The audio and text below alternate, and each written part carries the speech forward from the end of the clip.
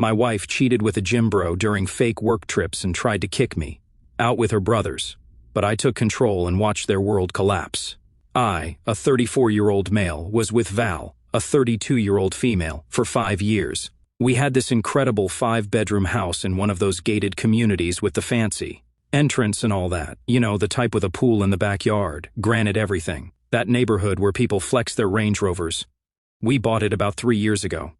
I'm a sales manager at a car dealership, not just some random dude pushing Hyundais. I run the entire sales team, 25 people under me, making decent money. Val supposedly worked in pharmaceutical sales, or at least that's what she claimed. More on that steaming pile later. We met at this charity gala 6 years back. I was there representing my dealership. My boss made me go, but there were free drinks. She was this absolute knockout who seemed to know literally everyone in the room. The kind of woman that makes you wonder how she's single and talking to you. We vibed immediately. She was smart, ambitious, and for whatever reason, seemed genuinely into me.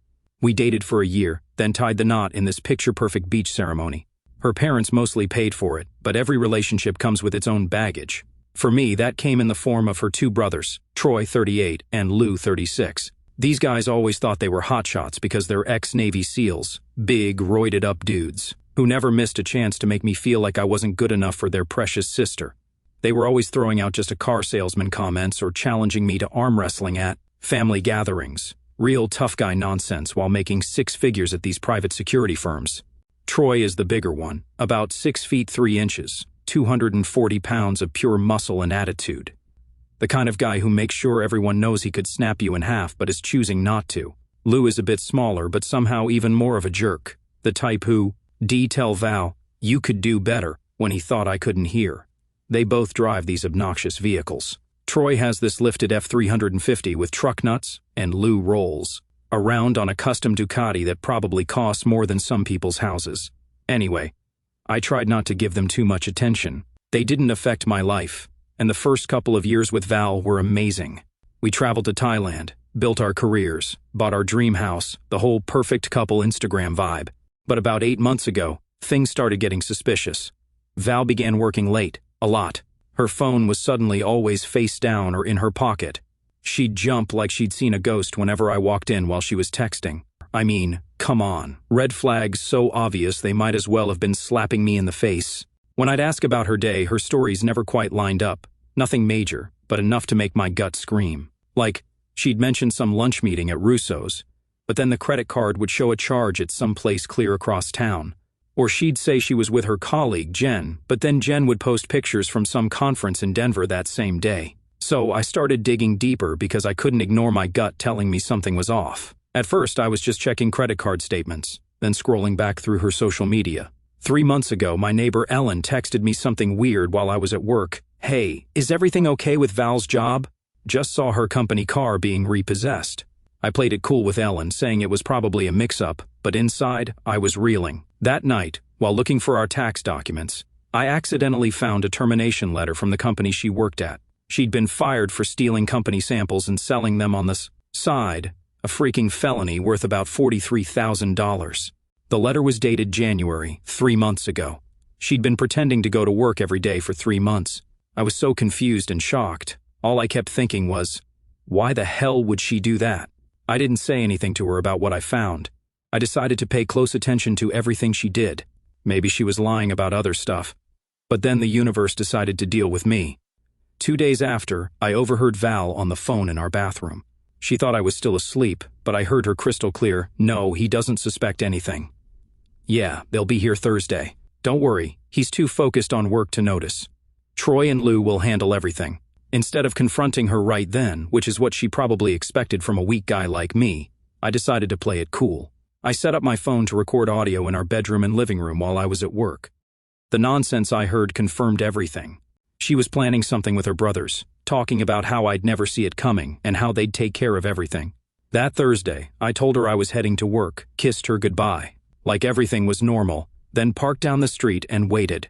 Around 10 in the morning, I watched Troy's massive truck and Lou's obnoxious motorcycle pull up to my house. Time to see what these clowns were really up to. I gave them 30 minutes, then drove back and pulled into our driveway. Walking to the door, I could hear all this laughter from inside. I unlocked it and literally froze in my tracks. Our entire living room was stacked with moving boxes. And I mean stacked. Troy and Lou were carrying more of my stuff down from upstairs while Val was just lounging on our $5,000 leather sectional, directing them like some kind of general in her yoga pants and designer sunglasses. "What's going on?" I asked, keeping my voice dead calm despite wanting to lose it. Val barely looked up from her phone, not even seeming surprised to see me. "Oh, you're early. We were hoping to be done before you got home." "Done with what exactly?" I asked, even though I already knew from the recordings. Troy dropped the box he was carrying, which had all my limited edition Star Wars collectibles in it, and smirked. "Val has decided she needs a change." I stared at my wife of 5 years. "You're moving me out. Is this true?" She couldn't even look me in the eye, just kept scrolling on her phone like this was some minor inconvenience. "I've been unhappy for a while. I want to sell the house and start fresh. It'll be easier if you just go." I squared my shoulders and looked her dead in the eyes. "What?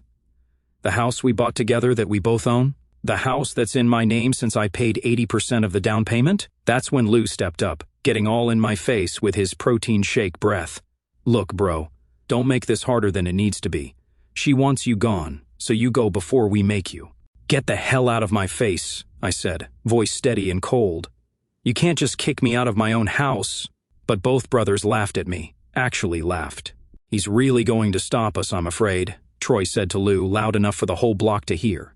"Nah, he's too weak for that," Lou replied. "Look at him. Might want to hand him a tissue before he bursts into tears." I looked at Val, waiting for her to say something to defend me. We'd been married for 5 years, for God's sake. Instead, she just sighed like I was some annoying fly buzzing around. "Just accept it and move on," she said, still scrolling through her phone. "I'll have my lawyer contact you about the divorce." That's when something inside me just unlocked. It wasn't rage or a breakdown or anything dramatic like that, just pure, ice-cold calculation. I looked around at my life being packed into boxes by 2 muscled-up jerks who'd always hated me and the woman I trusted for years, who couldn't even respect me enough to have a basic conversation about ending our marriage. I smiled slowly, which clearly freaked them all out. "You know what? I think there's been a misunderstanding here," I said, my voice eerily calm. I pulled out my phone and held it up. "I've been recording everything since I walked in, and I have more recordings. From the last 2 days of you 3 planning this whole thing."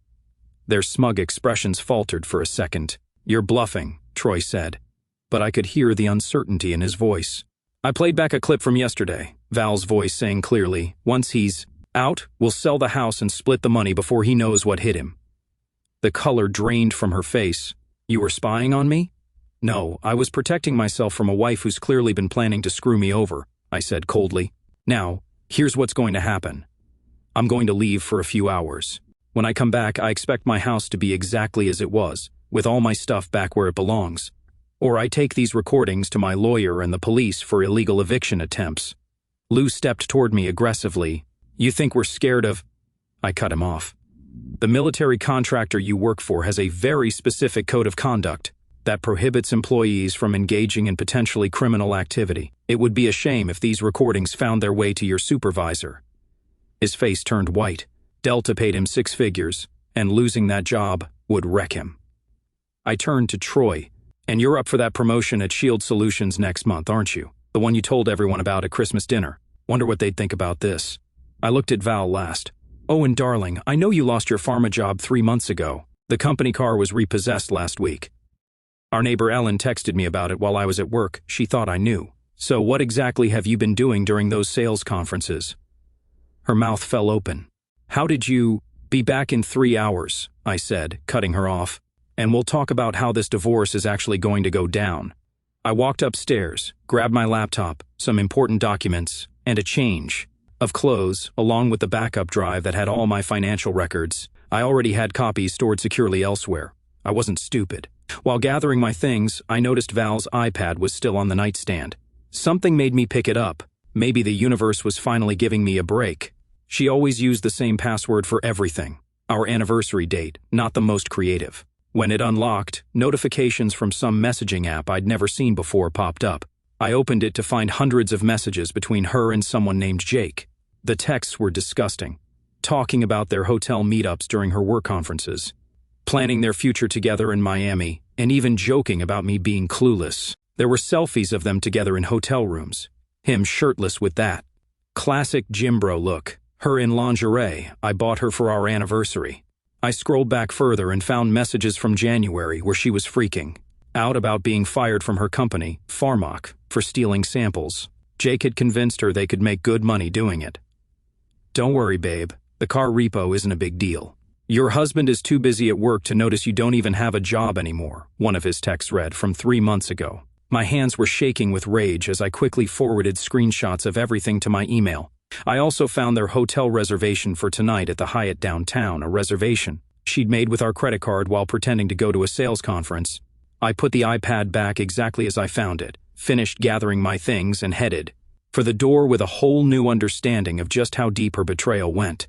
Don't even think about touching anything else of mine, I called out as I headed for the door. I've cataloged everything valuable in the house with photos and serial numbers. I walked out to my car, put my stuff in the trunk, and drove away, my mind racing and feeling my whole life collapsing. Everything I built, I lost that day. I tried to hold myself together. At the end of the day, you have to deal with life no matter what.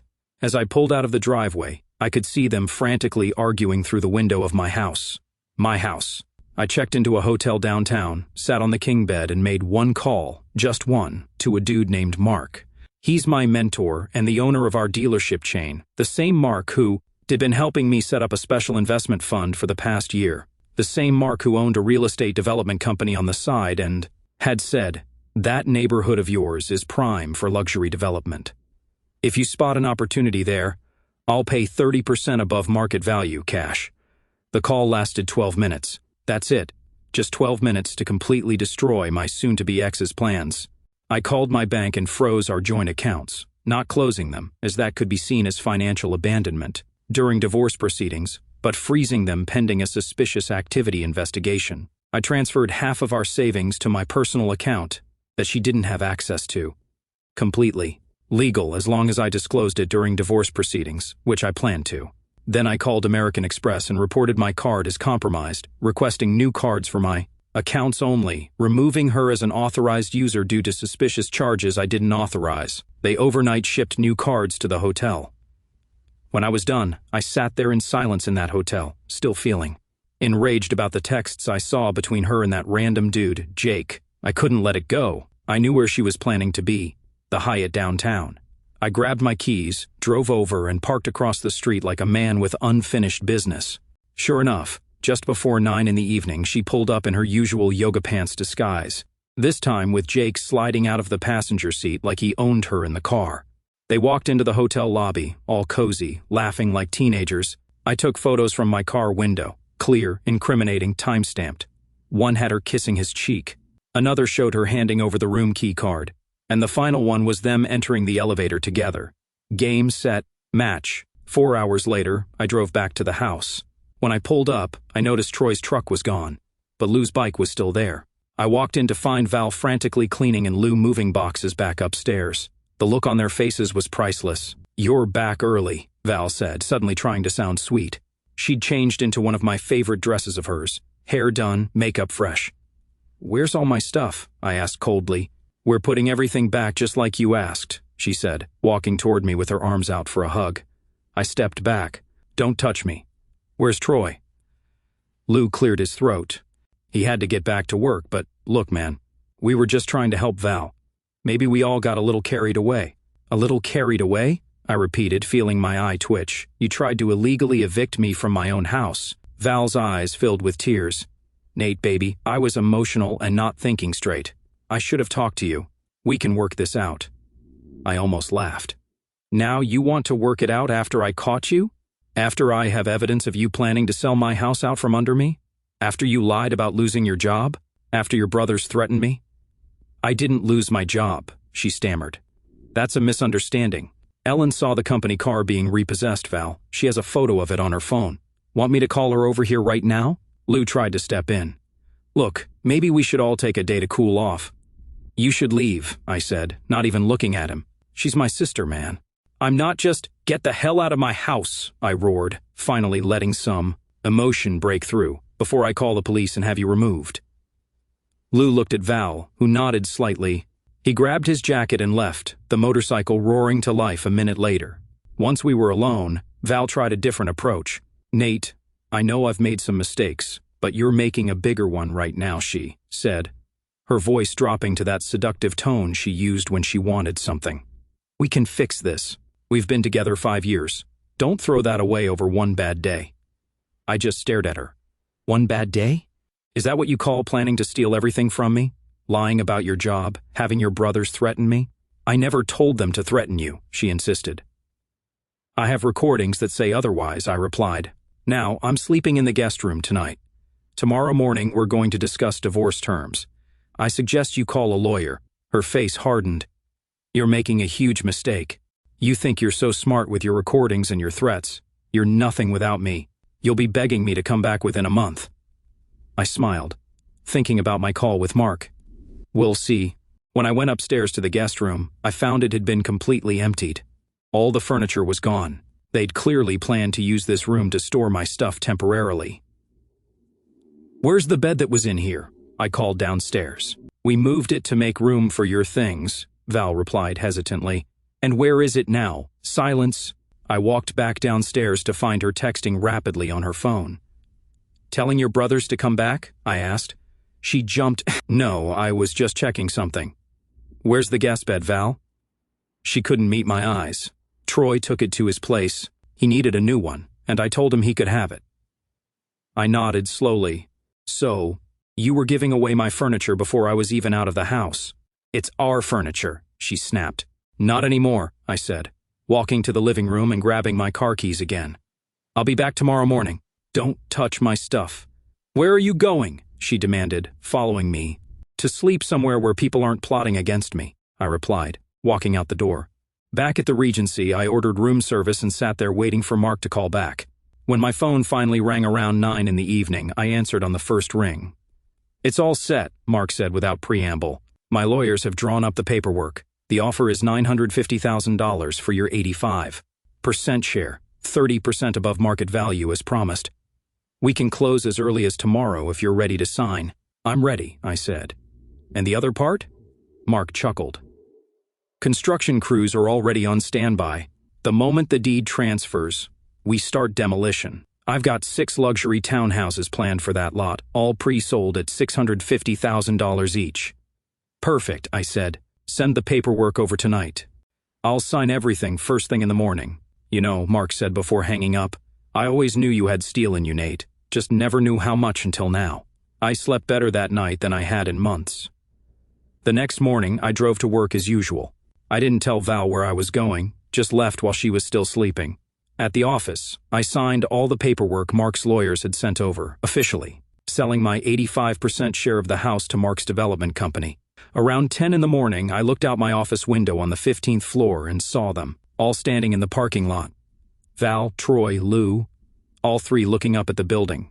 They looked different, not smug anymore, more like absolutely terrified. My phone was blowing up. Val had called about 60 times since last night. The text preview said, "Please talk to us. You can't do this. I'm begging you." But I could. And I did. I let them wait in the parking lot for about 2 hours before I went down. Val was pacing back and forth, makeup smeared from crying. Lou was sitting on a parking block with his head in his hands, and Troy was arguing with a security guard who wouldn't let them in the building. The moment I pushed through the doors, Val rushed toward me. "What did you do?" she demanded, eyes red. "Do what, exactly?" I asked. "You sold our house," Troy said, stepping forward, veins bulging in his neck. "Correction," I said calmly. "I sold my portion of the house to an investor, which I have every legal right to do.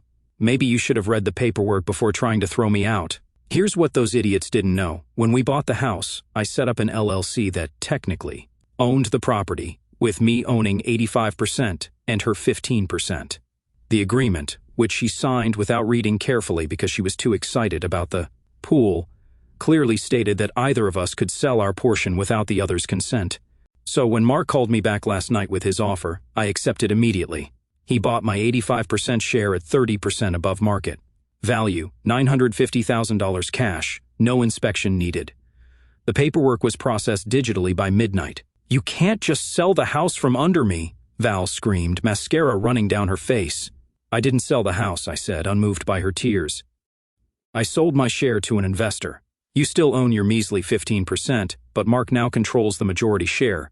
Which means I decide what happens next, said Mark, walking up to join us. He's 6 feet 4 inches, a former college football player in his 50s, but still imposing as hell. And what I've decided is that the property will be completely demolished starting next week. We're putting in a 6-unit luxury townhouse development. Construction crews arrive Monday. Anyone still living there needs to vacate by Sunday. Val's face went from angry to horrified in seconds. Demolished? You can't be serious. That's our home. It's real estate, Mark corrected her. And now it's my real estate. I've been looking to develop in that neighborhood for years. Troy stepped forward, trying to use his size to intimidate Mark. You can't just, Mark cut him off. Actually, I can. The LLC agreement your sister signed gives the majority shareholder full authority over property decisions. I own 85% now, but I'm a reasonable man. I'm offering a $5,000 relocation stipend if the house is empty by Sunday. After that, I start deducting damages and delay costs from her 15% share. Troy turned to me, his face red with anger. You pathetic coward. You planned this, didn't you? No, I said firmly. You 3 planned this. I just changed the ending. Lou tried to grab my arm. We need to talk about this like men. I yanked my arm away. Don't touch me, ever, and we're done talking. Val tried a different approach, her voice suddenly soft and pleading. Nate, please, we can talk about this. I made a mistake. Where am I supposed to go? All my things are there. I laughed, actually laughed in her face. Well, you got brothers with trucks who are great at moving boxes, I replied. I'm sure they'll help you figure it out. Maybe they can move you into their places since they were so eager to move me out of mine. Troy tried to step up. Listen here, you piece of... I cut him off. No, you listen. Touch me, and you're going to jail for assault. This is all being recorded, and there are witnesses. Try me. He backed down immediately. These tough guys always do when they realize they can't use their muscles to solve the problem. I turned and walked back inside. Through the glass, I watched them argue with Mark for a while before security finally escorted them off the property. The cherry on top, Mark's security guy was even bigger than Troy, and the look on that jerk's face when he had to back down was priceless. Back in my office, I leaned back in my chair and breathed deeply. Phase 1 complete. Time for Phase 2. I pulled out the folder I'd been compiling for the past 3 months. All my evidence neatly organized, photos of Val and Jake entering hotels, screenshots of their text messages I recovered from our shared cloud, account, bank statements showing the $2,000 weekly withdrawals, copies of the termination, letter from Pharmac detailing her theft of $43,000 in pharmaceutical samples. I'd even called Pharmac, posing as a potential employer doing a reference check, which led to a very illuminating conversation with their HR director about why exactly Val had been let go. Turns out they were still building a criminal case against her. Looking through it all again made my blood boil. The sheer scale of her betrayal was almost impressive, losing her job for stealing, lying about it for months, cheating, with Jim Bro Jake, spending our money on God knows what, and now trying to kick me out of my own house. I called my lawyer and asked her to come to my office. Bring the divorce paperwork, I said, and we might need a criminal attorney on standby too. That night I moved to an even nicer suite at the Regency, froze our joint accounts, canceled any credit cards she was an authorized user on, and met with the ruthless divorce attorney I'd already consulted, a woman who specializes in cases involving infidelity and financial fraud. Oh, and Mark? He's already got demolition crews lined up to level the entire 5-bedroom family home into 6 luxury townhouses selling for $650,000 each. The construction would start Monday at 7 in the morning sharp, and he specifically requested they begin with the loudest possible work. When I returned to the house briefly to collect more of my stuff, Val was waiting for me, looking desperate. She'd clearly been crying for hours. Can we please talk? She begged as I walked past her to the stairs. Nothing to talk about, I replied. You need to be out by Sunday. Where am I supposed to go? My parents live in Florida. Not my problem, I said, gathering my clothes and electronics. Maybe ask your boyfriend Jake if you can move in with him. Her face went pale. What are you talking about? I pulled out my phone, scrolled to the photo I'd taken at the Hyatt, and turned it to face her. It showed her and Jake entering the hotel, his hand all over her laughing up at him. Pharmaceutical sales conference? I asked coldly. She started sobbing. It's not what it looks like. It's exactly what it looks like, I replied. You've been unemployed for months, lying to me daily, cheating on me with some gym rat, and planning to steal my house. Did I miss anything? She collapsed onto the couch, face in her hands. I was going to tell you about the job, she mumbled. I was embarrassed. Save it for your lawyer, I said, zipping up my bag. Oh, and speaking of lawyers, you might want to get a criminal attorney, too. Farmak knows about the stolen samples. Her head snapped up. How did you? I know everything, Val, and it's all documented. Every last detail. I was already gone. It's been 2 weeks since I left Val crying in what used to be our living room. And holy moly has it been satisfying. True to his word, Mark had demolition crews show up Monday morning at 7. In the morning sharp with jackhammers, bulldozers, and wrecking equipment. According to my neighbor, who's been sending me videos, Val was still moving her stuff out when they arrived. She begged for more time, but Mark was there personally and simply said, "You've had ample warning. Work begins now." The crews waited until exactly 8 in the morning, then started work regardless, beginning with the pool demolition. While she frantically packed her designer clothes and shoes, the foreman accidentally cut the water main, leaving her with no running water. Oops. By Tuesday afternoon, the place was completely unlivable. Half the roof was gone, no working utilities, noise and dust everywhere. Val finally left, apparently moving in with her parents since both Troy and Lou mysteriously couldn't accommodate her. So much for family loyalty when it actually requires sacrifice, huh? Remember when I mentioned freezing the joint accounts and canceling her credit cards? Well, Val tried to use her Amex Black card to book a suite at the Ritz-Carlton and got declined in front of everyone at the front desk. That's when she discovered all the financial changes I'd made. The next day, Troy and Lou showed up at my CrossFit gym. They tried to corner me by the weight rack, but I was ready. I'd warned the owner the day before that they might show up, and he had 3 trainers, all former MMA fighters, keeping an eye out. The moment they started getting aggressive, the trainers moved in, and the gym security cameras were recording everything. Let me make something crystal clear, I said loudly enough for everyone to hear. Your sister committed fraud and theft during our marriage. She was fired from her job for stealing drugs, which is a felony. She cheated on me for months. Then she and you two attempted to illegally evict me from my own house. You threatened me and tried to intimidate me. I have all of this documented. The police have been notified. When Troy tried to grab my shirt, one of the trainers immediately stepped between us. Touch him and you're going to jail, the trainer said. We've got cameras everywhere and witnesses. Lou, trying to salvage their rep, muttered something about handling this another way. I just laughed. Go ahead, try something else. Your sister's already staring down possible criminal charges. Want to keep her company? And I'm sure your employer would be thrilled to hear how you're out. Here, threatening people and trying to pull off illegal evictions. They weren't used to being challenged, especially not by someone they'd always dismissed as a car salesman. Their faces showed pure shock at this version of me. The one who wasn't intimidated, who pushed back harder than they came at me. This isn't over, Troy said as they finally backed away. Actually it is, I called after them. It was over the moment you underestimated me. Now get the hell out before I call the cops. After they left, several gym members came over to high-five me. One guy, a corporate lawyer, handed me his card. If you need additional legal counsel, call me. That was badass. My lawyer tells me the divorce will be heavily in my favor given the evidence we have. Val's lawyer quit after seeing the mountain of evidence we presented. Turns out, her lawyer was actually just her cousin who had gone to law school but failed the bar exam twice.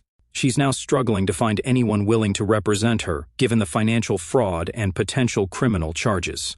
As for me, I found a stunning penthouse apartment in the most secure building in the city. I'm hitting the gym 6 days a week and focusing on rebuilding. I've never felt more clear-headed or determined. The most unexpected development has been at work. Mark was so impressed with how I handled everything that he's offered me a position as vice president of strategic investments at his firm, a massive promotion with a 7-figure salary and equity. So yeah, 3 months have passed since my world exploded and reformed into something better. The divorce proceedings are moving along swiftly, with court dates set for next month. My lawyer says it's one of the most lopsided cases she's ever seen in terms of evidence. The demolition of the house was completed in just 10 days. Mark's crews worked overtime to clear the lot, and construction on the new townhouses is already well underway. The foundation is poured, framing has begun, and pre-sales are through the roof. I drive by occasionally just to see the progress, and yes, to savor the victory a little. Val's life has continued its spectacular downward spiral. Last week, Farmak officially pressed charges against her for the theft of samples. She was arrested on a Tuesday morning, spent 36 hours in jail before making bail, and is now facing felony charges that could result in serious jail time. Her parents called me, begging me to speak to the company about dropping the charges. I almost laughed.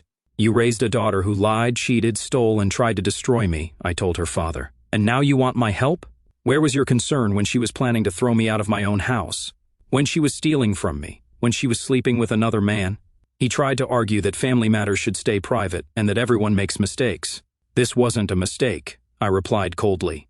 This was a calculated plan to betray someone who loved and trusted her. Actions have consequences.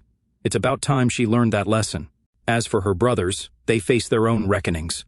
The video from the gym incident reached Troy's employers through an anonymous tip, not from me, honestly. Last I heard, he was placed on unpaid leave pending an investigation into his pattern of threatening behavior. Lou's been laying low, but according to mutual friends, he's been passed over for a promotion he was banking on. Sometimes I think about how different things might have been if I hadn't noticed those inconsistencies in her stories. If Ellen hadn't texted me about the car, if I hadn't found that termination letter or checked our bank statements, I would have been completely blindsided when they tried to kick me out. Instead, I was ready. A month ago, I ran into Troy at a gas station. He saw me before I saw him and ducked away. The man who once towered over me, threatening and intimidating, now couldn't even make eye contact. To anyone going through something similar, trust your gut when things don't add up, and don't be afraid to do your own detective work. Being underestimated can be your greatest advantage. Use it wisely. The weak man they tried to break? He wasn't just stronger than they thought. He was stronger than even he knew.